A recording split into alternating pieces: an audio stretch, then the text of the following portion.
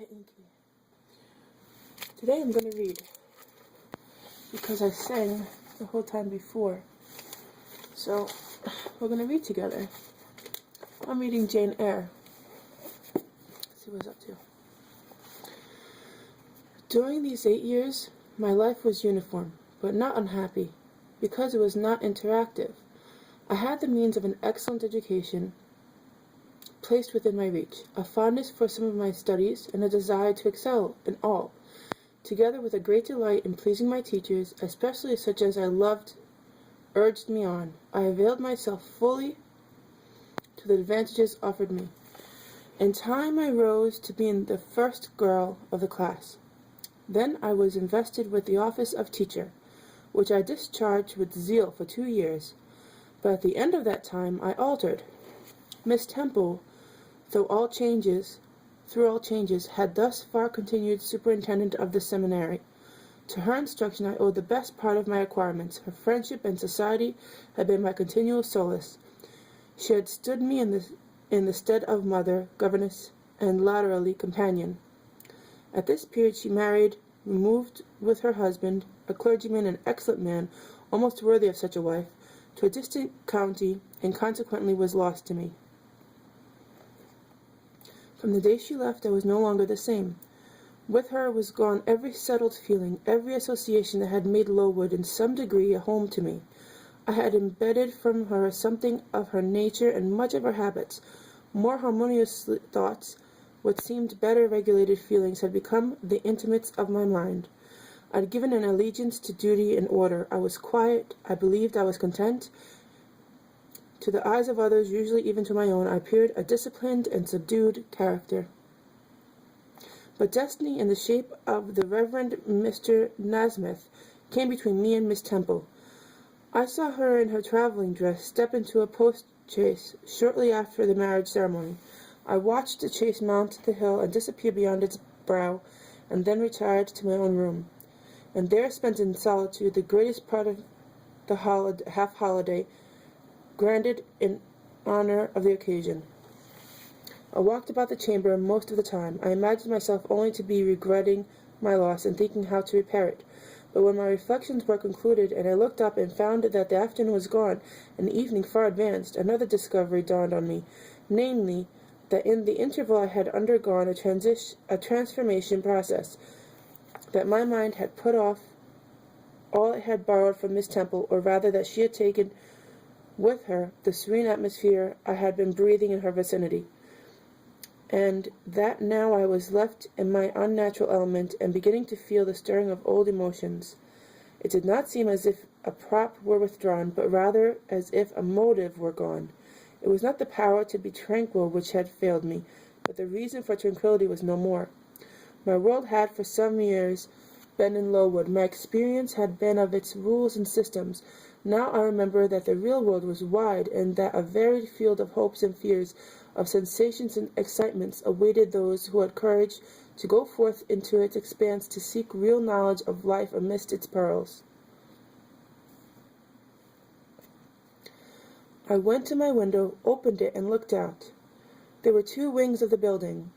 There was the garden, there was the skirts of Lowood, there was the hilly horizon. My eyes passed over the other objects to rest on those remote, the blue peaks. It was those I longed to surmount. All within their boundary of rock and heath seemed prison ground, exile limits.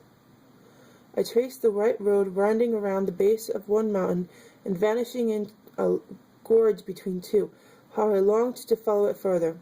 I recalled the time when I had traveled that very road in a coach. I remember descending that hill in twilight. An age seemed to have elapsed since the day which first brought me to Lowood, and I had never quitted it since. My vacations had all been spent at school. Mrs. Reed never sent for me to Gateshead. Neither she nor any of her family had ever been to visit me. I had had no communication by letter nor message with the other world. School rules, school duties, school habits, and notions, and voices, and faces, and phrases, and costumes, and preferences, and antipathies, such was what I knew of existence. And now I felt it was not enough. I tired of the routine of 8 years in one afternoon. I desired liberty. For liberty I gasped. For liberty I uttered a prayer. It seemed scattered on the wind, then faintly blowing. I abandoned it and framed a humble supplication for change, stimulus. That petition, too, seemed swept off into vague space. Then, I cried, half desperate, grant me at least a new servitude. What do you think, Inky? Do you like it?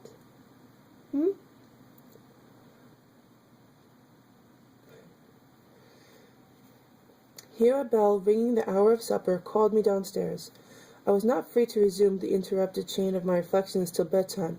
Even then a teacher who occupied the same room with me kept me from the subject to which I longed to recur by a prolonged infusion of small talk. How I wished sleep would silence her. It seemed as if, could I but go back to the idea which had last entered my mind as I stood at the window, some inventive suggestion would rise for my relief. Mrs. Grease snored at last. She was a heavy Welsh woman, and till now her habitual nasal strains had never been regarded by me in any other light than as a nuisance.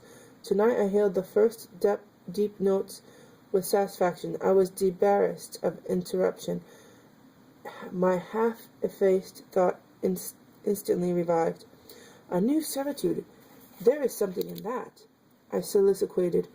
Mentally be it understood, I did not talk aloud.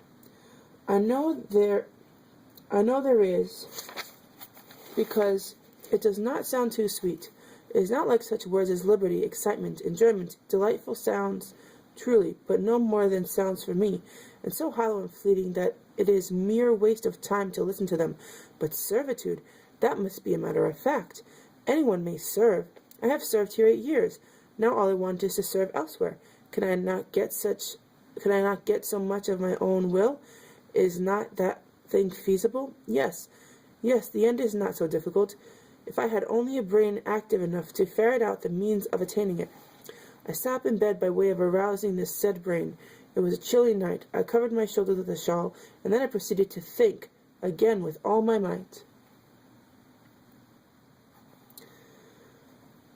What do I want? A new place, in a new house, amongst new faces, under new circumstances. I want this because it is of no use wanting anything better. How do people do to get a new place? They apply to friends, I suppose. I have no friends.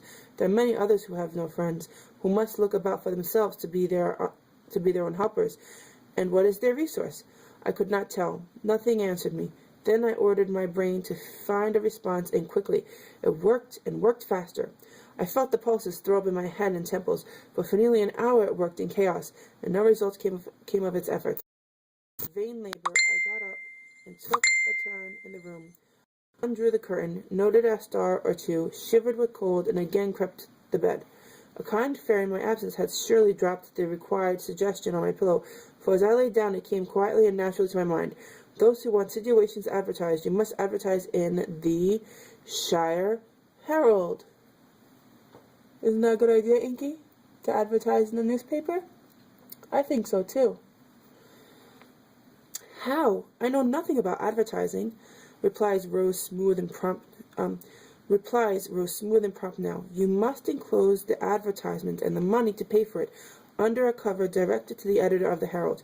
You must put it, the first opportunity you have, into the post at Lowton. Answers must be addressed to J.E. at the post office there. You can go and inquire in about a week after you send your letter, if any are come, and act accordingly. This scheme I went over twice, thrice. It was then digested in my mind. I had it in a clear, practical form. I felt satisfied and fell asleep. With earliest day I was up. I had my advertisement written, enclosed, and directed before the bell rang to rouse the school. It ran thus. A young lady accustomed to tuition, had I not been a teacher 2 years, is desirous of meeting with a situation in a private family where the children are under 14. I thought that as I was barely 18, it would not do to undertake the guidance of pupils near my own age. She is qualified to teach the usual branches of a good English education, together with French, drawing, and music. In those days, reader, this is now narrow catalogue of accomplishments would have been held tolerably comprehensive. Address J.E. Post Office, Lowton, Shire. This document remained locked in my drawer all day after. This document remained locked in my drawer all day. After tea, I asked leave of the new superintendent to go to Lowton in order to perform some small commission for myself. and one or two for my fellow teachers. Permission was readily granted. I went. It was a walk of 2 miles, and the evening was wet, but the days are still long. I visited a shop or two, slipped a letter into the post office, and came back through heavy rain with streaming garments, but with a relieved heart. The succeeding week seemed long. It came to an end at last. However, like all sublunary things, and one more towards the close of a pleasant autumn day, I found myself afoot on the road to Lowton. A picturesque track it was, by the way, lying along the side of a beck and through the sweetest curves of the dale. But that day I thought more of the letters that might or might not be awaiting me at Little Burr whither I was bound, than of the charms of lea and water. My ostensible errand on this occasion was to get measured for a pair of shoes. So I discharged that business first, and when it was done, I stepped across the clean and quiet little street from the shoemaker's to the post office. It was kept by an old dame who wore horn spectacles on her nose and black mittens on her hands. "Are there any letters for J.E.?" I asked. She peered at me over the spectacles, and then she opened a drawer and fumbled among its contents for a long time, so long that my hopes began to falter.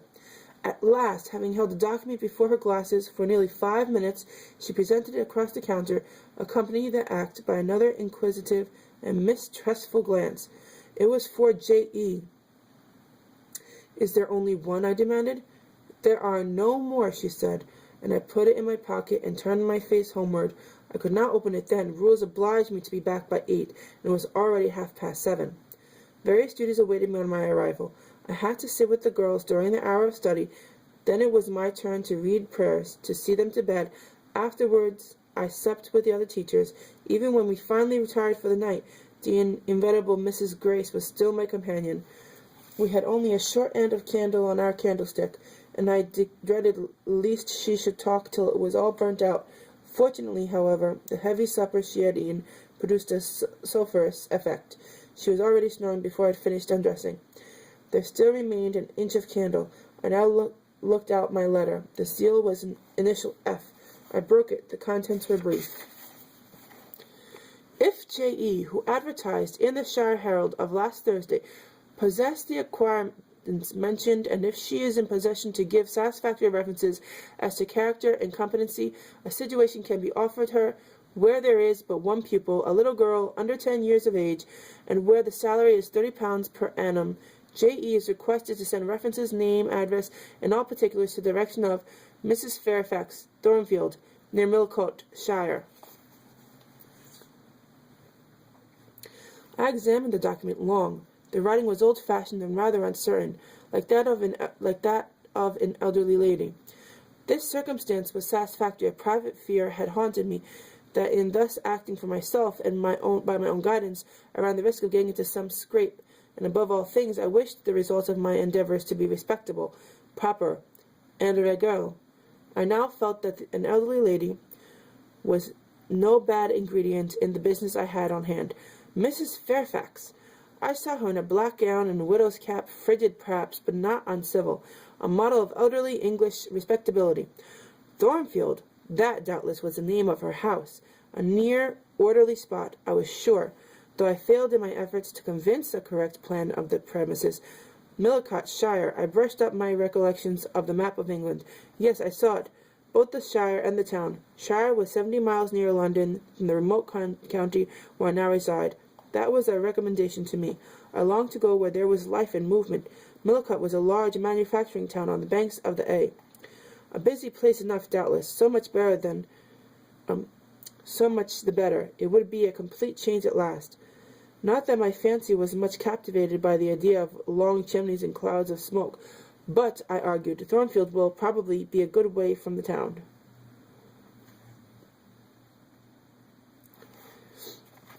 Here the socket of the candle dropped, and the wick went out. Next day, new steps were to be taken. My plans could no longer be confined to my own breast. I must impart them in order to achieve their success.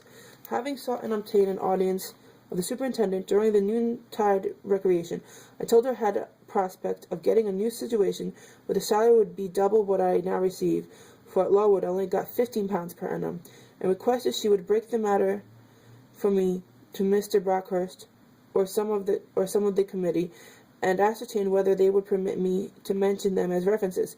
She obligingly consented to act as mediatrix in the matter.